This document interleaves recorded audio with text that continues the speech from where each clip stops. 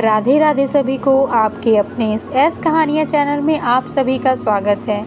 अनहोनी को होनी बनाना और किसी अप्रिय अनहोनी से बचना, इसी को अहोई कहते हैं। अहोई अष्टमी का व्रत बेहद मंगलकारी माना जाता है। इस साल यह 24 अक्टूबर को रखा जाएगा। अहोई अष्टमी का व्रत का विशेष महत्व है। इस व्रत को करने से संतान का जीवन खुशहाल होता है, वह जीवन में तरक्की होती है, साथ ही संतान की दीर्घायु का आशीर्वाद मिलता है। अहोई अष्टमी का व्रत हर साल कार्तिक मास की कृष्ण पक्ष की अष्टमी तिथि के दिन रखा जाता है। अहोई अष्टमी का व्रत रखकर अहोई माता की पूजा करने से शीघ्र संतान की प्राप्ति होती है। अहोई माता की कृपा सभी संतानों पर सदैव आच्छादित रहे। माता के आशीर्वाद से सभी संतानों की दीर्घायु हो और अच्छे रास्ते पर चलते हुए ऊंचाइयों को छुएं, ऐसा मैं अहोई माता से कामना करती हूँ। बोलो अहोई माता की जय। चलिए श्रवण करते हैं अहोई माता की व्रत कथा। प्राचीन काल में एक साहूकार था जिसके 7 बेटे और 7 बहुएं थीं। इस साहूकार की एक बेटी भी थी जो दीपावली में ससुराल से मायके आई थी। दीपावली पर घर को लीपने के लिए 7 बहुएं मिट्टी लाने जंगल में गईं, तो ननद भी उनके साथ चली गई। साहूकार की बेटी जहाँ मिट्टी खोद रही थी, उस स्थान पर स्याहू अपने 7 बेटों के साथ रहती थी। मिट्टी खोदते हुए गलती से साहूकार की बेटी की खुरपी के चोट से स्याहू का एक बच्चा मर गया। इस पर क्रोधित होकर स्याहू बोली, मैं तुम्हारी कोख बांध दूंगी। स्याहू के यह वचन सुनकर साहूकार की बेटी अपनी 7 भाभियों से एक एक कर विनती करती है कि वह उसके बदले अपनी कोख बंधवा ले। सबसे छोटी भाभी ननद के बदले अपनी कोख बंधवाने के लिए तैयार हो जाती है। इसके बाद छोटी भाभी के जो भी बच्चे होते थे वे 7 दिन बाद मर जाते थे। 7 पुत्रों की इस प्रकार मृत्यु होने के बाद उसने पंडित को बुलवाकर इसका कारण पूछा। पंडित ने सुरही गाय की सेवा करने की सलाह दी। सुरही सेवा से प्रसन्न होती हैं और उसे स्याहू के पास ले जाती हैं। रास्ते में थक जाने पर दोनों आराम करने लगते हैं। अचानक साहूकार की छोटी बहू की नज़र एक ओर जाती है।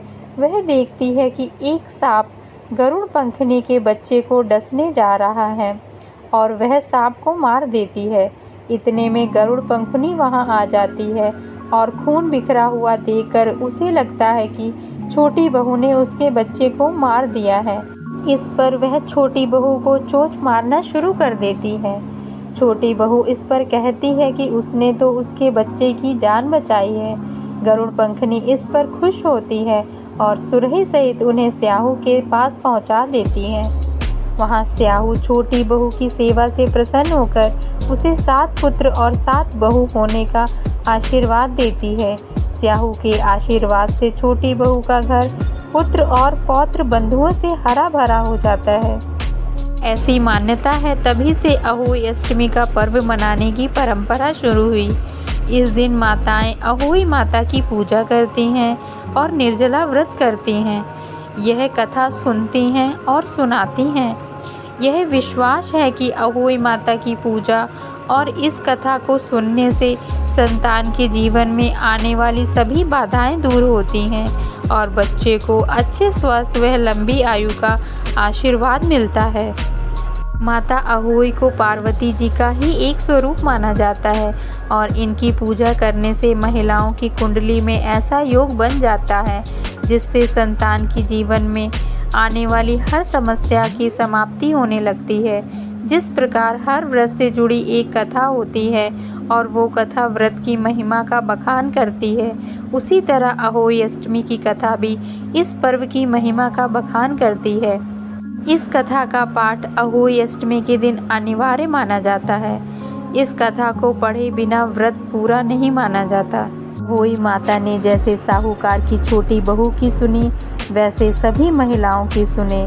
जिन महिलाओं की संतान ना हो, माता की कृपा से उन्हें संतान प्रदान करें और जिनकी संतान हो उनको दीर्घायु का आशीर्वाद दें, उनको सद्बुद्धि देने की, ऊंचाई छूने की आशीर्वाद दें। बोलिए अहोई माता की जय। अगर आप सभी ने अभी तक मेरा यह चैनल सब्सक्राइब नहीं करा हो तो प्लीज़ मेरे इस चैनल को सब्सक्राइब कर लें। यह कथा आप सभी को अच्छी लगे तो इस वीडियो को लाइक करें। अपने सभी बच्चों की दीर्घायु की प्रार्थना करते हुए कमेंट बॉक्स में अहोई माता की जय जरूर लिखें। राधे राधे।